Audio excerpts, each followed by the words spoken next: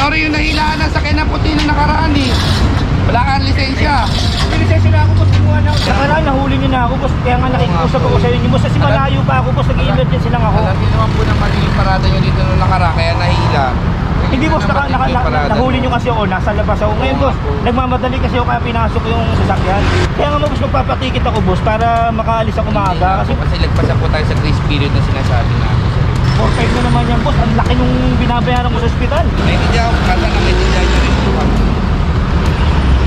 Kaya nga, boss, ako, boss, nakikiusap ako kasi namatayan ako. Nagmamadali kasi ako kanina. Kaya pinakit ko, sabi kasi nila, pag nandito sa kalsada, dinuhuli. Kaya nga pinasok ko sa loob. Sana lang, boss, ako naman yung nakaraan, boss, kakahuli nyo lang sa akin. Nandito ko sa labas na. Nagkaroon ng konsentrasyon, pumasok ako, boss. Ako naman, pagbigyan nyo, boss. Ngayon lang, boss, namatayan kasi ako. Yun, meron na naman. Hinihila.